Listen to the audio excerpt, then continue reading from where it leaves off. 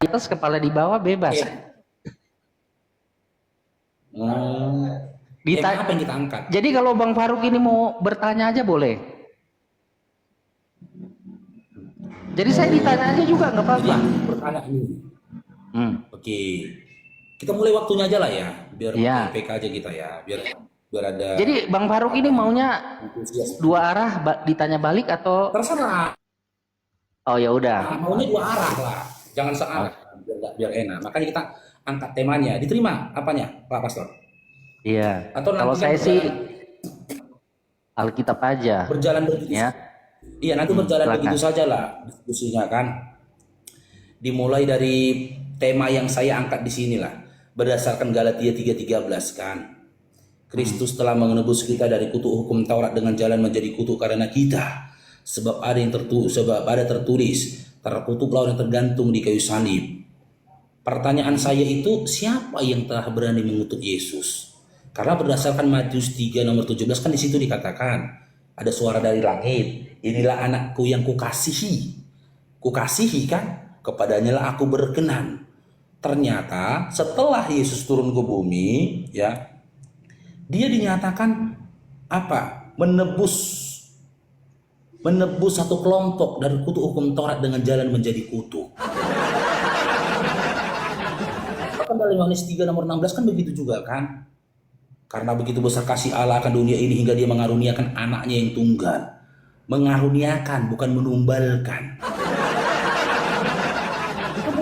Kenapa kontradiksi gitu loh? Ketika terdengar suara Bapa, ya kan, yang katanya dari surga dalam Matius 3:17, kenapa kontradiksi dengan nasib yang diterima Yesus ketika hidup di bumi ini? Bahkan sesaat setelah terangkatnya Yesus itu tersiar dikatakan dia menebus dari kutuk hukum Taurat dengan jalan menjadi kutuk. Jalan menjadi kutuk. Ketika dia dengan jalan menjadi kutuk, otomatis dia menjadi kutuk. Silakannya lagi dalam Matius 25:41 kan dikatakan orang-orang terkutuk itu akan dinyalakan dalam api yang kekal bersama dengan para malaikat dan juga si iblis. Bisa Pak Pastor Tom jelaskan kepada kami siapa yang telah mengutuk Yesus ini tadi? Silakan. Jadi di dalam Alkitab itu ada istilahnya korban pengganti. Ya. Jadi waktu kita baca di Kejadian pasal 3, tapi ini masih waktunya bro. Udah, lanjut aja dulu. Kita gantian waktu aja. Saya kurang suka kalau lagi menjelaskan di ini potong. Lanjut aja. Saya akan diam nih, saya mute ya. Ya silakan. Karena udah kudung bertanya saya. Oh gitu ya. Nah, di dalam Alkitab itu sejak manusia jatuh dalam dosa, ada istilahnya korban pengganti itu. Kejadian 3 itu dibaca, kalau kita baca, manusia itu kan yang seharusnya mati setelah dia makan buah pengetahuan yang baik dan yang jahat yang dilarang. Kan itu hukumnya harusnya dia mati.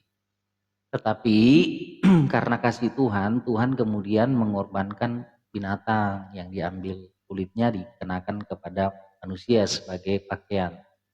Nah, tentu kalau mengambil kulit binatang, Tuhan pasti mengorbankan binatang itu. Jadi yang mati adalah binatang. Nah, disitulah sesuatu terjadi bahwa ada korban pengganti. Nah, korban inilah yang digunakan juga Musa sebagai korban pengganti bagi pendamaian antara umat Israel dengan Tuhan ketika mereka berdosa. Nah, semua ini adalah gambaran di mana nantinya Tuhan sendiri yang akan menggantikan semua korban-korban binatang itu dengan jalan dia yang menjadi korban pengganti. Jadi bukan manusia yang mati, tetapi Tuhan yang mati. Nah, tentu orang-orang yang mencari kebenarannya sendiri dengan pikiran dan akalnya sendiri, kekuatannya sendiri, merasa dia bisa menebus dirinya, ya, menggantikan ketentuan hukum itu. Kalau dia berbuat salah dosa, dia bisa tebus dengan amal perbuatan. Padahal kan jelas hukumnya. Kalau kamu berdosa, kamu yang mati. Ya, jadi tidak bisa kamu gantikan amal perbuatan untuk membayar dosa. Karena kan hukumnya mati, bukan balas dengan amal dan dosa. Nah, jalan keluar satu-satunya Tuhan yang sang pembuat hukum itu, dan dia juga hakim, dia yang mati menggantikan manusia, sehingga manusia yang percaya kepadanya tidak perlu mati, karena hukum itu sudah dipenuhi oleh kematian Tuhan sendiri. Kalau manusia mati dia nggak bisa bangkit, tapi kalau Tuhan yang mati dia bisa bangkit. Tetapi ketentuan hukum bahwa akibat dari pelanggaran hukum itu harus mati ya sudah dipenuhi oleh Tuhan. Gitu. Itulah teologi Kristen. Itu Bang. Oke. Tapi yang Bapak Pastor narasikan tadi, ya, itu bukan jawaban dari pertanyaan saya. Ya, saya tidak bertanya tentang konsep tebus dosa atau konsep perubahan hukum dari perjanjian lama kepada perjanjian baru, tidak. Saya belum masuk kepada esensialnya itu. Saya belum masuk ke dalam esensial perbandingan antara perjanjian baru perjanjian lama dengan perjanjian baru. Waktunya aja coba kita di itu pakai waktu aja. Jadi Bang Faruk 5 menit, saya 5 menit gitu. Oh ya, Ya. oke. Hmm. Oke. Saya belum masuk ke dalam esensial perjanjian lama dan perjanjian baru, perihal dalam perubahan, ya. Dalam perubahan. Sebenarnya narasi di dalam perjanjian lama dengan narasi dalam perjanjian baru. Tapi perjanjian baru mengutip perkataan Yesus, ya. Bukan perkataan di luar dari Yesus. Itu narasinya sama. Itu loh. Tidak ada yang berubah. Karena baik dalam perjanjian lama maupun dalam perjanjian baru, Yesus pun tak pernah menarasikan, ya Tuhan akan mati untuk tebus dosa. Nggak ada narasinya gitu Pak Pastor. Tidak ada saya dapatkan narasi di dalam perjanjian lama juga, aku Tuhan akan meninggal untuk menebus manusia dari dosa. Itu tidak ada. Dalam perjanjian baru juga tidak pernah terdengar suara Bapa dari langit mengatakan, aku Bapa akan mati untuk menebus dosa. Bahkan Yesus sendiri tidak pernah mengatakan, aku diutus untuk mati agar bisa menebus dosa. Nggak ada. Tidak ada. Jelas Yesus mengatakan Yohanes 14 nomor 6, akulah jalan kebenaran dan hidup. Kenapa dalam ceritanya di tengah-tengahnya dia ada diceritakan mati? Tapi saya belum membahas ke sana Pak Pastor. Yang saya tanyakan tadi, siapa yang telah mengutuk Yesus dalam Galatia 3:13? Siapa yang mengutuk dia gitu loh? Karena jelas di dalam secara detail dalam Galatia 3:13, Kristus telah menebus kita dari kutuk hukum Taurat dengan jalan menjadi kutuk karena kita. Karena kita. Gitu loh. Kita ini siapa? Kita ini adalah antara Paulus dan juga orang-orang di Galatia. Karena melalui surat itu, Paulus itu membangun hubungan komunikasi antara dirinya dengan orang-orang Galatia. Cuman yang jadi masalahnya, orang-orang Indonesia ikut campur. Kalau kita baca dalam Galatia 1 nomor 1 sampai dengan 3, kan ketahuan itu dari Paulus untuk saudara-saudara di Galatia. Kan orang-orang di Galatia itu gitu loh. Jadi diksi kita di situ hubungan komunikasi secara tertulis antara Paulus dengan orang Galatia. Cuman lucunya orang Indonesia ikut campur Pak Pastor.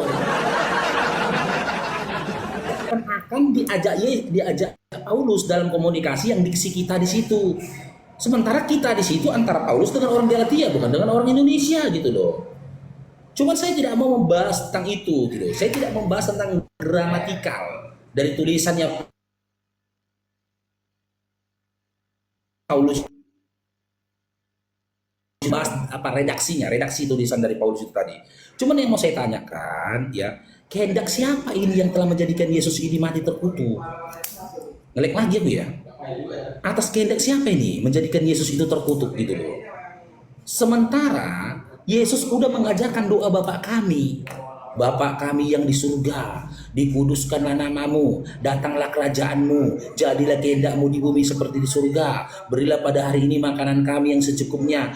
Ampunilah kami, sebagaimana kami mengampuni orang bersalah kepada kami.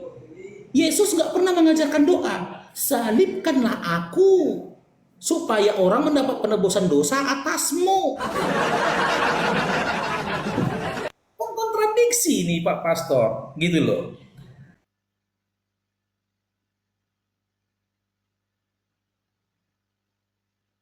Kutuk. untuk menebus kutuk dari hukum Taurat. Di sisi lain Yesus saja mengajarkan doa minta ampun. Kalau memang benar itu loh, cerita gitu loh. Cerita tentang penebusan dosa atau penebusan kutuk hukum Taurat dalam Galatia 13 itu, Yesus ngapain ngajarin dosa minta ampun gitu loh. Kan terdapat kontradiksi nih. Karena di dalam ayat itu yang berdoa itu Yesus yang ngajarin doa, bukan Paulus. Beda halnya mungkin kalau Paulus yang berdoa yang ngajarin doa. Kan gitu. Kalau Paulus yang ngajarin doa mungkin isi doanya gini. Bapa kami yang di surga, dikuduskanlah namamu, datanglah kerajaanmu, jadilah kehendakmu di bumi seperti di surga. Berilah pada hari makanan kami yang secukupnya. Salibkanlah Yesus agar kami mendapat penebusan dosa. Mungkin gitu. Tapi ya qadarullah, alhamdulillah, tidak ada Paulus itu mengajarkan doa yang seperti itu gitu loh. Malah nih Yesus mengajarkan doa minta ampun gitu loh. Tidak ada Yesus mengajarkan doa, kalian minta kepada Bapa supaya aku dijadikan korban penghapus dosa sebagaimana Bani Israel mendapatkan korban penghapus dosa dalam kitab Keluaran 29:14 sampai dengan 24. Jadi pertanyaan saya kembali seperti di awal tadi Pak Pastor ya. Siapa yang telah mengutuk Yesus ini tadi? Atas kehendak siapa Yesus itu mati dengan jalan menjadi kutuk? Silakan. Oke. Nah ini dulu ya, kita tekan dulu itu tanding tulangnya. Nah, jadi gini, Bang Faruk dan kawan-kawannya, memang banyak orang seperti Edis TV itu kan nggak paham Alkitab. Nah kalau saya sangat paham di ayat yang Abang Faruk tadi bawa itu kan menjadi kutuk di situ katara genomenos, ya itu bukan berarti menjadi berada dalam kutuk atau dikutukin, ya. Jadi itu artinya dia mengambil posisi manusia yang berada dalam kutuk. Karena manusia itu melanggar perjanjian. Ya. Jadi ada perjanjian tuh antara manusia dengan Tuhan. Ini hanya ada dua pihak, nggak ada tiga pihak di situ. Ada Tuhan, ada manusia, terus ada wasitnya, nggak ada. Jadi hanya perjanjian antara Tuhan dengan manusia. Manusia diangkat menjadi khalifah di bumi, gitu istilahnya kalau di situ kan. Nah, tapi kalau di dalam kitab Kejadian pasal 2 itu, pasal 1 dan pasal 2 dikatakan berkuasalah. Jadi manusia itu diberikan kekuasaan untuk seluruh bumi. Tetapi ada perjanjiannya. Kamu jangan makan buah yang di tengah itu. Semua buah pohon boleh kau makan. Kalau kau makan itu, pastilah engkau mati. Jadi perjanjian itu kalau dilanggar, akibatnya mati. Nah, istilah katara di situ adalah kutuk. Diterjemahkan dalam bahasa Indonesia. Itu artinya kutuk hukuman karena melanggar perjanjian. Ini kan hanya perjanjian hanya antara dua pihak. Ya. Jadi kamu cari kan, oh Tuhan Yesus bilang atau di dalam Alkitab nanti Tuhan Yesus akan datang mati gitu. Ya. Tidak ada seperti itu. Waktu Tuhan bilang kepada Adam, aku mengadakan ya kan permusuhan antara engkau kepada ular itu ya dengan perempuan ini, keturunan perempuan itu. Di situ dia bilang aku mengadakan, maka Tuhan mengambil alih persoalan itu. Dia yang akan bermusuhan dengan ular sebagai karena si ular ini sudah menipu Adam, Hawa sehingga dia jatuh dalam dosa. Nah, tetapi akibat dari pelanggaran hukum itu, dia yang akan menggantikan Adam dan keturunannya untuk mati. Jadi istilah yang diterjemahkan menjadi kutuk di situ, dia yang akan mengambil posisi Adam. Nah, ini dinyatakan dalam perjanjian antara Tuhan dengan Abraham di Kejadian pasal 15. Jadi ada binatang yang dibelah dua, seharusnya dalam perjanjian itu ya dua belah pihak itu perjanjian darah namanya. dua belah pihak antara Tuhan dengan Abraham itu harus berjalan berdua-duanya mengelilingi korban yang dibelah dua itu. Bahwa siapa nanti yang melanggar atau keturunan yang melanggar, dialah yang mati. Tapi ternyata Abraham dibikin Tuhan tidur lelap. Tidur lelap, Tuhan sendiri yang berkeliling mengitari korban itu yang dibelah dua. Nah, di situ artinya dia menyatakan bahwa pelanggaran terhadap hukum itu, perjanjian itu, bukan keturunan Abraham yang mati atau Abraham, tetapi dia yang akan mati menggantikan mereka. Begitu. Nah, di Kejadian pasal 17-nya, perjanjian darah itu diteguhkan dengan sunat. Ya. Nah, dari keturunan Abraham ini nanti ya akan datanglah Tuhan.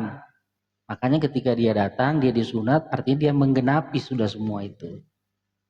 Ya. Nah, yang jadi persoalan bagi kalangan Bang Faruk dan umat Islam, ya, dosa itu adalah pelanggaran kepada hukum Tuhan, tetapi untuk menyelesaikan kan harus usaha manusia itu sendiri dengan cara berbuat amal. Makanya saya tanya ke Bang Faruk juga harus jawab saya. Terus untuk apa minta ampun dosa kepada Tuhan? Oh juga amal perbuatan Bang Faruk nanti yang membayar dosanya. Itu jangan lupa dijawab ya. Nah, silakan.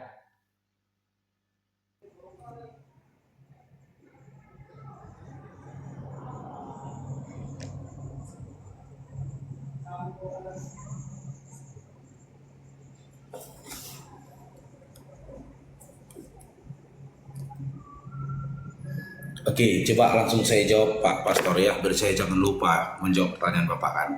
Pak Pastor bertanya tadi ya, untuk apa ya kita melakukan gimana tadi melakukan amal sementara untuk apa kita lakukan dosa sementara perbuatan amal itu juga lah yang akan menghapus dosa kita gitu kan? Untuk apa minta ampun dosa? Sedangkan Ya, untuk apa minta ampun dosa?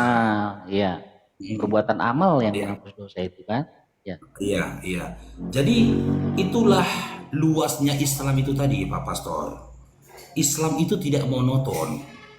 Jangankan dalam konsep penghapusan dosa atau pengampunan dosa, gitu loh. Dalam ritual ibadah kami aja rukun nih contoh nih, luasnya Islam itu tadi. Wudhu ini contoh misalkan, nggak harus dengan air. Kalau nggak punya air, bisa tayamum, gitu loh, dengan debu dan tanah. Itu luasnya gitu loh. Pengampunan dosa bisa kita lakukan dengan memohon ampun kepada Allah dan bisa juga kita dapatkan dengan melakukan amal. Tapi konsepnya ya, selama amal dan perbuatan yang kita lakukan ini berdasarkan perintah yang disampaikan Allah di dalam Al-Qur'an dan disampaikan Allah kepada nabinya Nabi Muhammad SAW.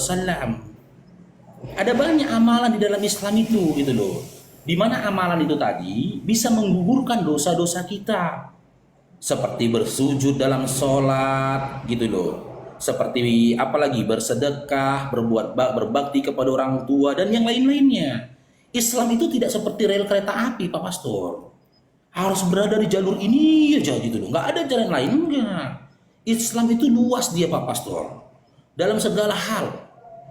Islam itu luas dalam segala hal, dalam hal pengampunan, dalam amal dalam amal soleh gitu loh. Bahkan dalam rukun-rukun di Islam itu luas, nggak harus dengan air, boleh dengan tanah gitu loh. Nggak harus dengan ini, boleh dengan itu, sesuai dengan kemampuan masing-masing begitu loh Pak Pastor. Cuman gini Pak Pastor ya, kan tadi saya bertanya kepada Pak Pastor nih gitu loh. Atas kehendak siapa nih Yesus itu terkutuk gitu loh.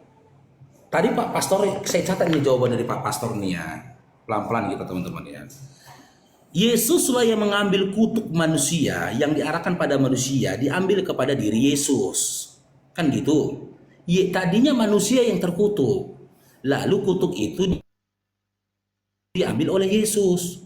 Lalu muncul pertanyaan ya Pak Pastor tadi, atas kehendak siapa Yesus itu melakukan hal itu? Kenapa saya tanyakan atas kehendak siapa? Yang pertama, Yang berkata dalam Galatia 3:13 itu adalah Paulus, bukan Yesus. Gitu loh. Karena apa? Ketika Paulus menuliskan surat Galatia 3:13, Yesusnya sudah tidak ada lagi di atas bumi ini. Bahkan sesaat sebelum dia tidak ada lagi di atas bumi ini, dia menyatakan gitu loh tentang hati-hati terhadap si penyesat. Gak usah kesana lagi, kita nanti melebar. Kenapa saya tanyakan kepada Pak Pastor atas kehendak siapa ini? Karena dalam Yohanes 5:30, Yesus itu berkata, aku berbuat tidak atas kehendakku sendiri. Nih, kan Yohanes 5:30 itu kata Yesus ini. Aku tidak dapat berbuat apa-apa dari diriku sendiri. Aku menghakimi sesuai dengan apa yang aku dengar. Dan penghakimanku adil sebab aku tidak menuruti kehendakku sendiri, kata Yesus. Berarti ketika Paulus menyatakan Kristus telah mati di kayu salib untuk menebus kita dari kutuk hukum Taurat dengan jalan menjadi kutub, itu tidak atas, andaikan pun itu benar, itu tidak atas kehendaknya Yesus. Melainkan kehendak dia yang mengutus aku. Siapa yang mengutus Yesus? Nih, Yohanes 5:37. Yang mengutus Yesus. Yohanes 5:37. Nih. Bapa yang mengutus aku. Ini korelasikan Yohanes 5:30, kehendak dia yang mengutus aku.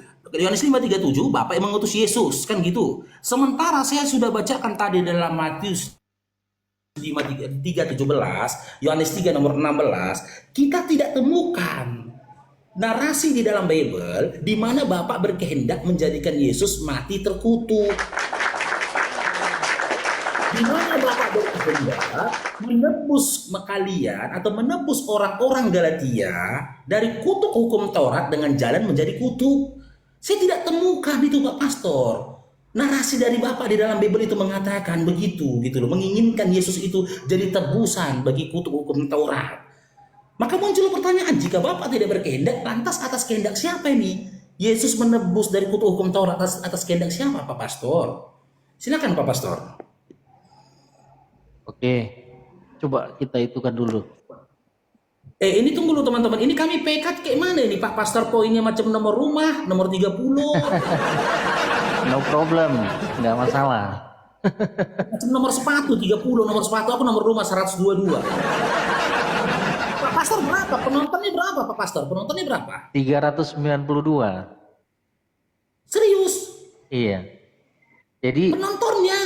Jadi waktu aku debat dengan siapa ini, Romo Cafe ya. Ada Romo itu, Romo Cafe. Aku bilang jangan kasih koin ya. Nah, karena dia bilang kalau pendeta-pendeta Protestan itu suka ngasih koin, makanya nggak terlalu masalah. Bukan nggak kasih koin juga nggak masalah, ya. Bukan, Pak Pastor salah paham. Pak Pastor iya, memang saya hanya ngasih tahu, saya hanya ngasih ingat teman-teman, pasti mereka ingat itu. Mereka ingat pesan saya itu. Pak Pastor salah paham. Yang saya maksud itu bukan koinnya, Pak Pastor, tapi tap-tap layarnya. Kalau kayak gini tap-tap layar kita rungkat kita dua. Ini tap-tap layar teman-teman. Ini tap-tap layar terus di sini kalau di abang. Itu 30, tap-tap layarnya 30 itu. Masa itu enggak, itu koin kan 30. Bukan, Pak Pastor, itu tap-tap layar. Oh. Itu cuma 10 orang yang tap-tap layar. Satu orang tap-tap layar nilainya 3. Tap-tap layar teman-temannya ada 455 tap-tap layar ya. Ini Pak Pastor, ini kalau terus kayak gini kita dua yang rungkat. Enggak juga, kemarin dengan Nander enggak kok. Santai aja, lanjut. Tap-tap layar itu penting, gini loh. Tap-tap layar itu penting supaya TikTok. Oke, itu tap-tap layar, tap-tap layar sebanyak-banyaknya teman-teman. Oh, tap-tap layarnya di sini udah 8.000 lebih. Oh, tap-tap layar 8.000 lebih. Pak Pastor gini, Pak Pastor, bentar Pak Pastor ya. Kalau kita PK, tap-tap layar itu ketahuan Pak Pastor. Siapapun yang tap-tap layar. Jadi kayak ini Pak Pastor poinnya 30 kan? Berarti yang tap-tap layar itu 10 orang. Karena satu orang nilainya 3. Sementara penonton 400 sama kayak aku. Penontonku 400, tap-tap layar itu 122. Berarti paling tap-tap layar ini 20 orang. Gak masalah lah itu. Ya udah kalau nggak percaya lanjutlah. Lanjutlah kalau Pak Pastor bilang nggak percaya nggak masalah. Nggak masalah itu. Ya silakan. Aduh, tap layar itu penting. Jadi ke ini ya, ke distract saya itu. Ya. Atas kehendak siapa ya? Itu tadi ya, Bang Faruk ya. Iya, iya, iya. Hmm. Atas kehendak siapa? Terus apa lagi tadi ya? Oke. Atas kehendak siapa? Saya putar layar dulu ya, biar biar jelas nih. Atas kehendak Tuhan Yesus. Kan kalau kami itu percaya bahwa Tuhan Yesus adalah Bapa itu. Tadi abang bawakan Yohanes 5 ayat 30 kan? Ya, saya udah jelaskan ya, bahwa kalau di kami, bahwa manusia bisa selamat itu bukan karena dia berbuat amal. Ya, jadi amal itu, perbuatan baik itu bukan untuk menyelamatkan, tapi itulah barang bukti seseorang itu sudah bertobat. Jadi kalau kelakuannya masih buruk, artinya dia belum bertobat. Itu intinya. Jadi bukti seseorang bertobat itu adalah dia menunjukkan perbuatan-perbuatan yang baik. Nah, sekarang kita lihat ya, Yohanes 5 ayat 30. Ya, kenapa saya bilang Tuhan Yesus mengambil kutuk itu atas kehendaknya sendiri. Ya, kita perhatikan ya. Yohanes 5 ayat 30 yang Abang Faruk bawah itu. Ya. Aku tidak dapat berbuat apa-apa dari diriku sendiri. Aku menghakimi sesuai dengan apa yang aku dengar dan penghakimanku itu adil. Sampai di sini jelas sekali bahwa Tuhan Yesus menyatakan dirinya sebagai hakim yang adil. Ya. Sebab aku tidak menuruti kehendakku sendiri, melainkan kehendak Dia yang mengutus aku. Nah, di sini yang menjadi pokok persoalannya Bang Faruk kan, itu ada yang mengutus Dia, Bapa. Iya, jadi di sini memang Tuhan Yesus mengatakan atas kehendak Dia yang mengutus aku, Bapa. Nah, kita selesaikan dulu mengenai hakim yang adil. Nah, mengenai dalil hakim yang adil itu di dalam Yakobus 4 ayat 12.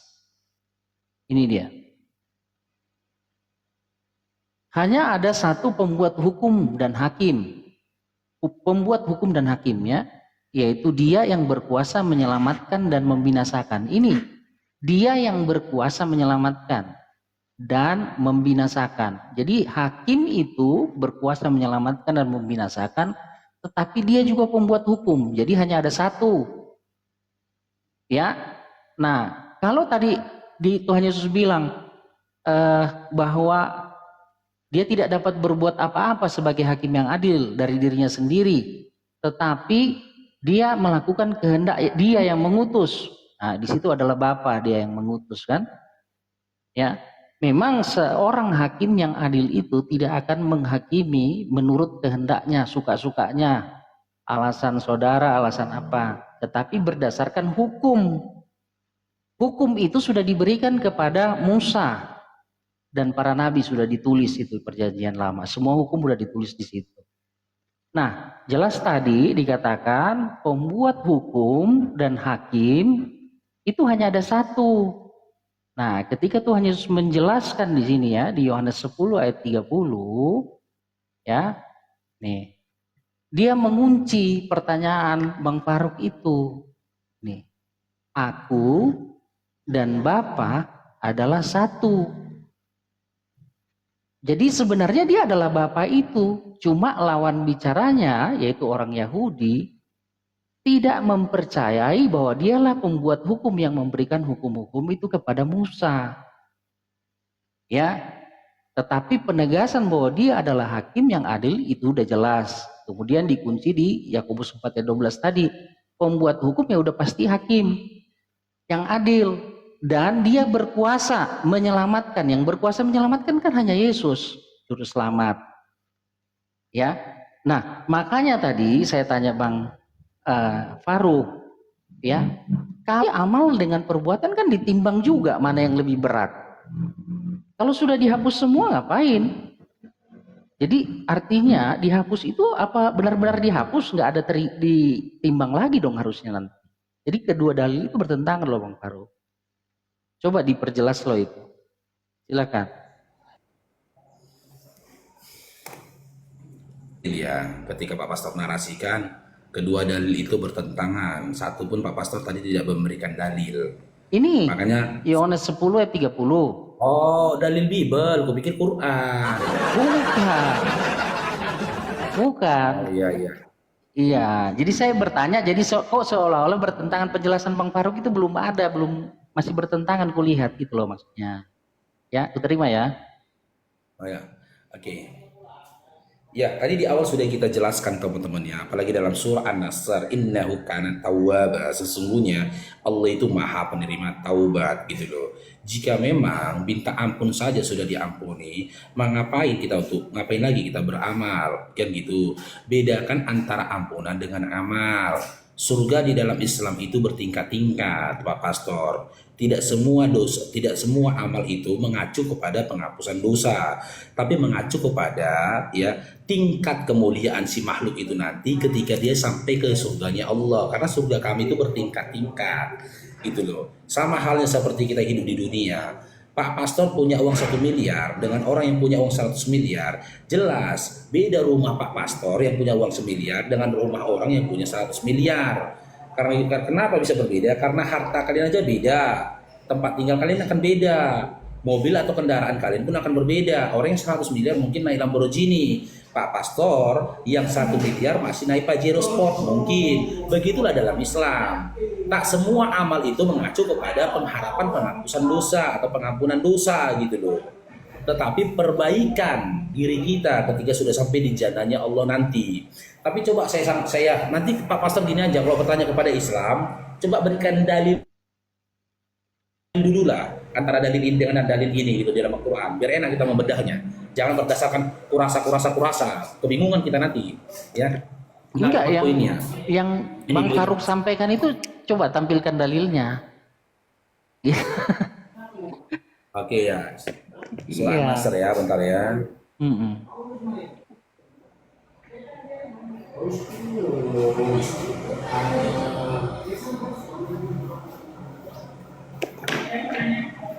Ini ya.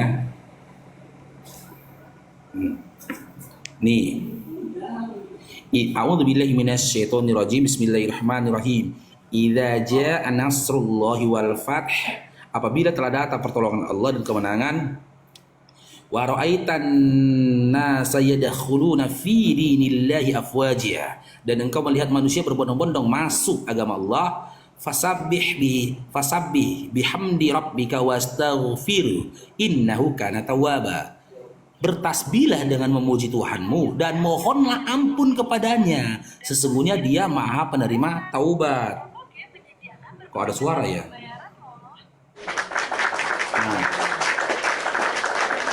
Nah, ketika kami mau minta ampun, tadi kan Pak Pastor bilang, ketika kita minta ampun apa jaminan kita sudah diampuni? Surah An-Nasr ayat terakhir tadi. Mohonlah ampun, sesungguhnya Allah Tuhanmu itu maha penerima taubat. Sama dengan sinonimnya itu, dia maha mengampuni, begitu loh Pak Pastor. Oke, di sini kan tadi Pak Pastor bilang, saya tanya, atas kehendak siapa tuh Yesus mati di kayu salib dengan jalan menjadi kutub? Pak Pastor bilang atas kehendak Yesus. Sementara Pak Pastor sudah baca Yohanes 5:30. Yesus hidup di atas bumi ini nggak punya kehendak dia Pak Pastor. Yesus mau hidup di dunia ini dia nggak punya kehendak, gitu loh. Di kalimat terakhir Yohanes 5:30 tadi, melainkan kehendak Dia yang mengutus aku, kan gitu. Terus Pak Pastor bilang penghakiman Yesus itu adil. Penghakim adilnya Yesus itu bukan karena dirinya, tapi karena kehendak Bapaknya. Perhatikan lagi di dalam Yohanes 5:30 itu kan bukan karena dirinya. Nih, kita buka lagi datanya ya, Yohanes 5:30. Adilnya Yesus bukan karena Yesus. Karena Yesus hidup di dunia ini nggak punya kehendak dia. Bahkan di dalam Matius 26:39 pun dia menyatakan dia nggak punya kehendak. Biarlah kehendakmu yang jadi, kata Yesus, bukan kehendakku nih. Aku tidak dapat berbuat apa-apa dari diriku sendiri. Aku menghakimi sesuai dengan apa yang aku kenal. Penghakimanku adil. Kenapa sih Yesus adil? Sebab aku tidak menuruti kehendakku sendiri, melainkan kehendak Dia yang mengutus aku. Terus Pak Pastor lagi membawa aku dan Bapak adalah satu, seakan-akan menyatakan Yesus itu adalah Bapak. Pak Pastor, kita berbahasa Indonesia ya. Ya, kita belajar bahasa Indonesia. Dan ini kata penghubung. Ini kata penghubung gitu loh. Kalau di dalam gramatikal bahasa Arab ini disebut dengan isim mausul. Kalau dalam bahasa Arab ini isim mausul, penghubung dia. Gitu loh. Berlanjut dia. Berarti ada dua tokoh di sini, ada aku satu, ada bapak dua. Adalah ini bukanlah penjelasan satunya antara si bapak dan si Yesus. Dua sosok ini karena ada kata mausul di sini, ada isim mausul, penghubung gitu loh. Makanya saya tanya ke Pak Pastor, tolong jujurlah Pak Pastor. Atas kehendak siapa ini? Yesus itu mati di kayu salib untuk menebus mereka dari kutuk hukum Taurat dengan jalan menjadi kutuk. Anda tidak bisa lagi mengatakan Yesus itu nggak punya berkehendak. Bapak, kalau memang kehendak Bapak berikan datanya gitu loh. Atas kehendak siapa Pak Pastor? Ini diskusi kita, maaf Pak Pastor ya, nggak berkembang kayaknya. Jalan itu tempat diskusi. Gitu loh. Kalau memang Pak Pastor nggak bisa menyampaikan, nggak bisa lagi menjawab, silakan. Biar kita pindah, biar kembang diskusinya gitu loh. Udah ya, jadi jawaban saya sebenarnya udah jelas dari awal, ya kan, kehendak Tuhan Yesus, ya. Nah, kehendak Tuhan Yesus itu ada kok, dinyatakan kok, ya. Kalau Anda membaca Matius 28, ya, ayat 19 sampai 20, kehendak itu kan dinyatakan dengan perintah. Pergilah, jadikan semua bangsa muridku. Kan itu kehendak. Ya, jadi Tuhan berkehendak semua bangsa menjadi muridnya. Ya, Markus 10 ayat 45, kehendak Tuhan Yesus apa? Memberikan nyawanya menjadi tebusan bagi semua orang. Kan jelas itu, ya kan? Matius 26 ayat 39, kehendak Bapa. Di situ jadi seperti beda nih, ya, kehendak Bapa dan kehendak Yesus. Tapi kan saya sudah kasih dalilnya tadi, Yohanes 10 ayat 30. Aku dan Bapa satu. Iya kan? Aku dan Bapa satu kehendak. Berarti kan satu pribadi. Bapa dan Yesus itu satu pribadi. Kecuali Anda sedang diskusi dengan orang yang menyembah lebih dari satu Tuhan. Ya. Yohanes 13 ayat 34, aku memberikan perintah baru supaya kamu saling mengasihi. Itu kan kehendak Tuhan Yesus. Kata siapa? Tuhan Yesus gak punya kehendak. Ya, Lukas 19 ayat 10, aku datang untuk mencari, menyelamatkan yang hilang. Itu kehendak semua. Itu kehendak Tuhan Yesus. Nah, di Yohanes 5 ayat 30, dia lagi bicara sama orang Yahudi yang menolak dia sebagai bapa. Bapa ini dipercaya adalah yang memberikan hukum kepada Musa. Nah, hukum Musa ini yang dipegang oleh orang Yahudi menjadi dasar untuk menghakimi. Ya, itu kan peristiwa di mana Tuhan Yesus menyembuhkan orang yang lumpuh di hari Sabat. Jadi seolah-olah dia melanggar hukum menurut orang Yahudi, dihakimilah dia. Tapi Tuhan Yesus kan menyatakan dia di situ adalah sebagai hakim yang adil. Nah, dalilnya hakim yang adil itu, ya, dia juga pembuat hukum. Tapi dia tidak menghukum, mengadili, menyelamatkan sesuka-suka hatinya, tetapi berdasarkan hukum yang sudah dia berikan sebelumnya. Gitu loh. Jadi pembuat hukum itu akan mengadili bukan berdasarkan suka tidak suka perasaannya lagi, tetapi berdasarkan hukum yang sudah dia berikan kepada umat. Itu maksudnya, itu ukurannya disebut hakim yang adil. Tapi hakim dan pembuat hukum itu kan satu, Yakobus 4 ayat 12 tadi sudah saya jelaskan. Sudah dijawab dengan jelas sekali. Ya. Nah, yang menjadi persoalan Pak Faruk di sini kan, amal itu bisa menghapus dosa. Lah, kalau sudah minta ampun sama Tuhan, kan diampuni semuanya tuh. Kecuali Tuhan bilang diampuni, tapi masih dicatat. Sehingga nanti pas mati atau pas nanti di hari penghakiman, ya jadi ditimbang lagi. Artinya kan belum diampuni, Bang. Ya, justru yang saya mau tanya ini kepastian ini diampuni beneran nggak sih? Kok masih ada lagi catatan dosa-dosanya, nah yang nanti dia adu dengan amalnya gitu loh. Namanya orang sudah taubat minta ampun kan udah diampuni, nggak dihitung lagi. Kalau di Alkitab itu jelas, di kitab Yesaya dikatakan ya diputihkan seputih salju, diputihkan gitu loh Bang.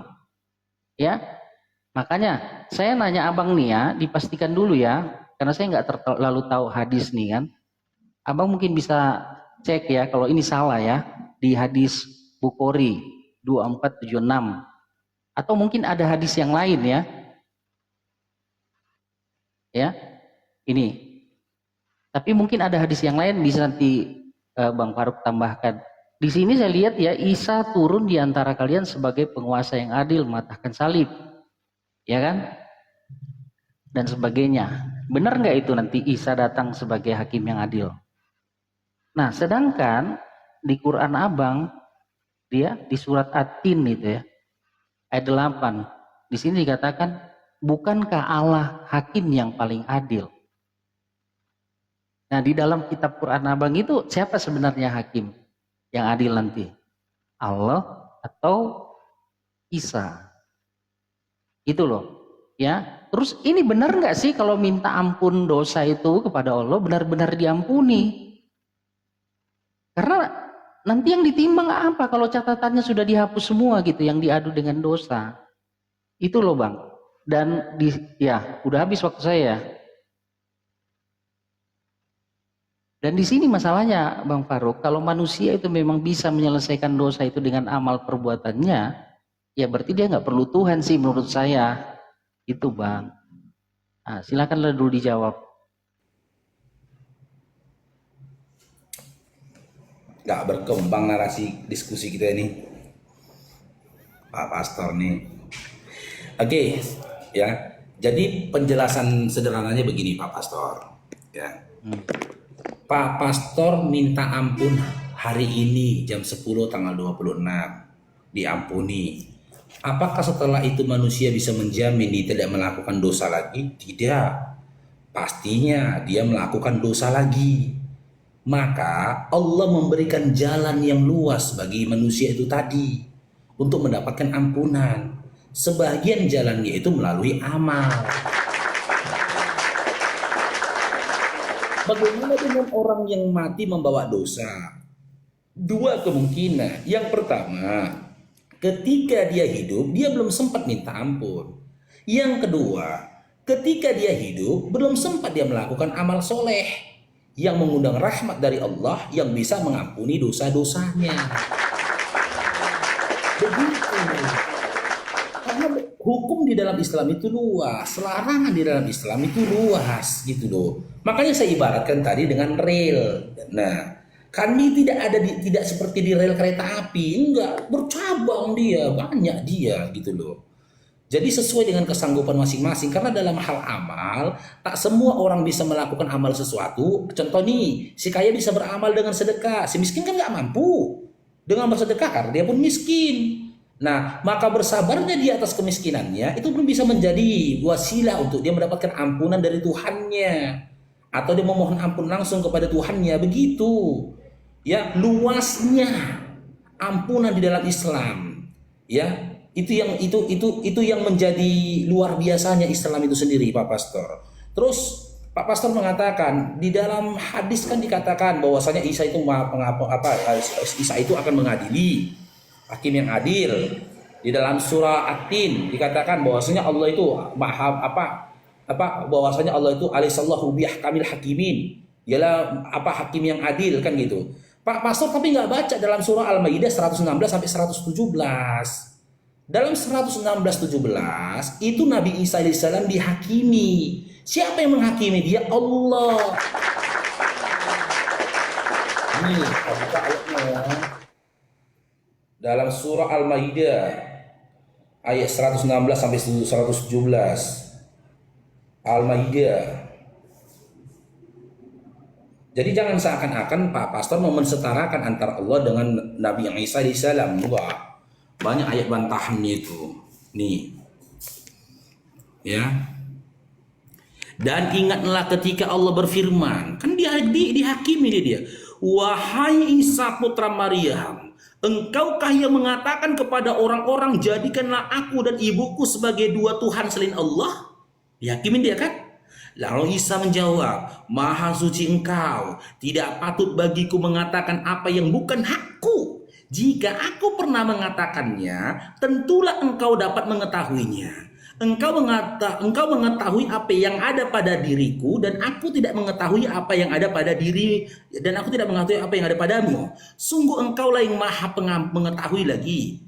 Maha mengetahui segala yang gaib. 17-nya. Aku tidak pernah, kan dihakimin dia nih. Diinterogasi dia nih. Aku tidak pernah mengatakan kepada mereka kecuali apa yang engkau perintahkan kepadaku.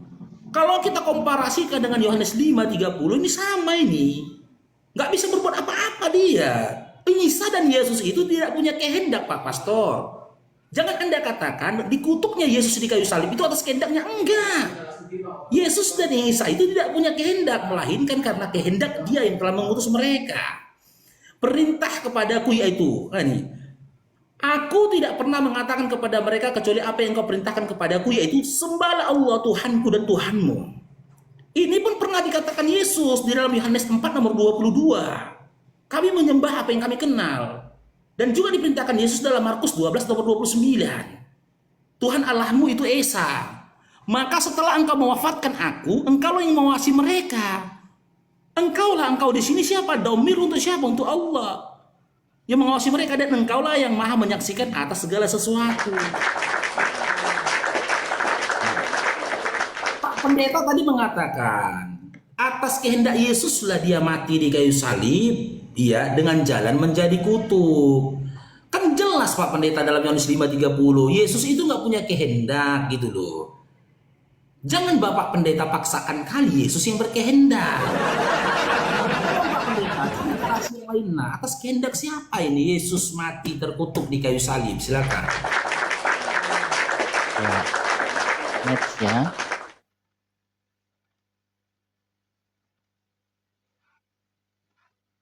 Ini gimana? Tanding ulang. Saya tekan ya. Oke. Gini Bang Faruk. Saya ulangi sekali lagi ya. Saya perjelas ya. Yohanes 10:30 itu udah jelas sekali tuh. Ya, aku dan Bapa adalah satu. Berarti kan Yesus itu adalah Bapa itu, Bang Faruk ya. Cuma waktu dia datang, orang Yahudi lawan diskusinya tidak percaya dia Bapa, sama seperti orang Tritunggal di zaman sekarang, nggak percaya dia Bapa. Nah, kemudian Yakobus 4:12 itu dalilnya jelas. Pembuat hukum dan hakim itu cuma satu, dia yang berkuasa membinasakan dan menyelamatkan. Kan jelas Yesus juru selamat. Makanya di Yohanes 5:30 kan jelas di situ dia bilang penghakimanku adil. Gitu loh. Aku tidak menghakimi menurut mau-mauku, kehendakku, tapi menurut hukum. Nah, siapa yang memberikan hukum itu? Bapa bagi orang Yahudi. Orang Yahudi tidak percaya dia Bapa. Tapi Tuhan Yesus kan sudah menjawab, aku dan Bapa satu. Bukan dua oknum yang berbeda. Udah selesai itu Bang Faruk. Udah jelas. Terus ini ya. Kata yang Abang gunakan di kitab Galatia tadi itu kan kataros. Itu saya udah jelaskan ya. Kataros dan genomenos. Menjadi kutuk. Artinya kutuk itu kan akibat dari melanggar hukum Tuhan. Itu hukuman. Dia yang menanggung.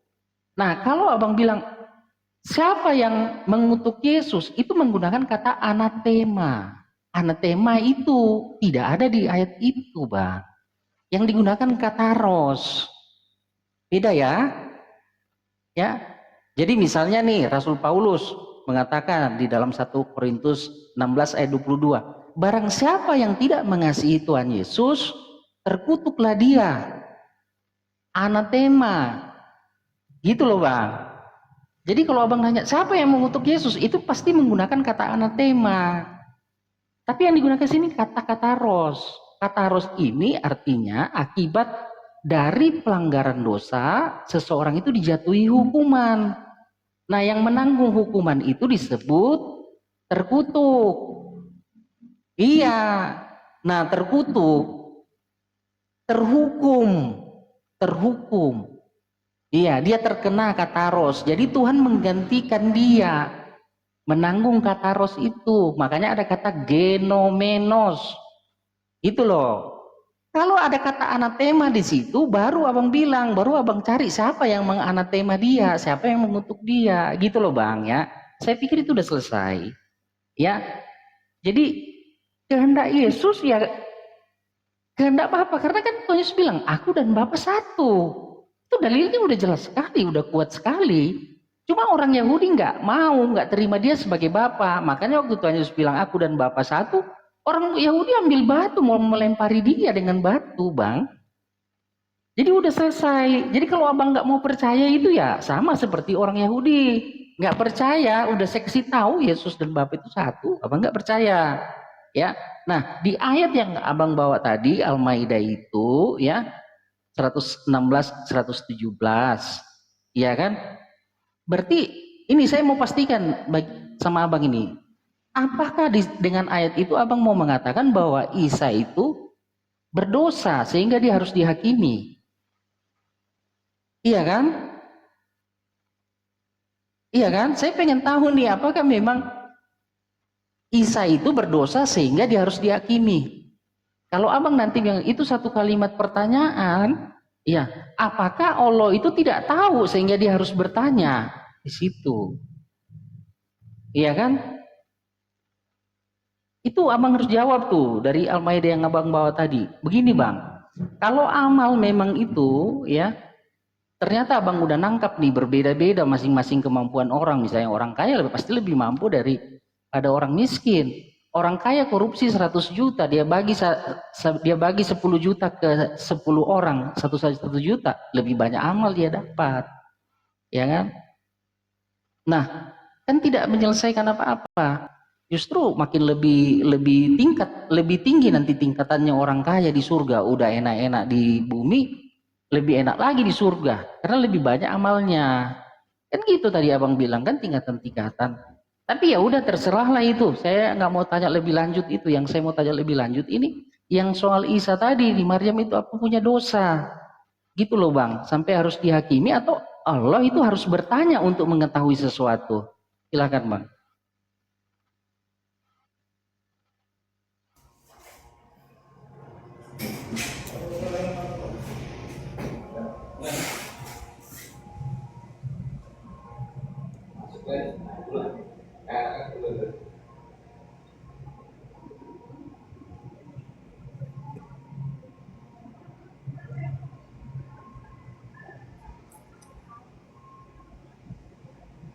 Oke, apa yang dipertanyakan sama pastor tadi nggak perlu kita tanggapi teman-teman ya, karena di dalam surah Al-Maidah 116 sampai 117 di situ tidak ada penghakiman karena dosa, gitu loh.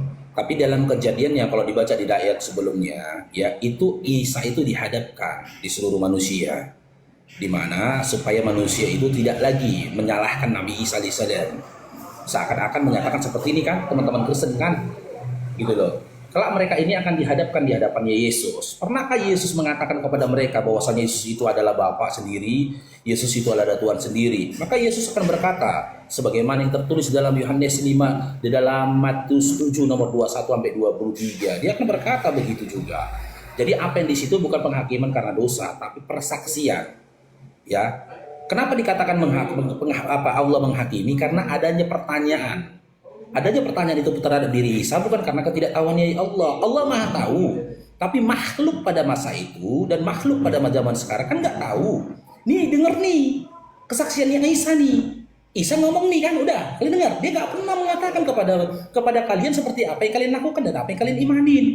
Itu loh. Jadi memperdengarkan kepada orang-orang yang menuhankan dia bahwasanya bukan kehendak dari Bapa lah, bukan kehendak dari Allah lah, untuk menjadikan Isa dan ibunya itu sebagai dua Tuhan.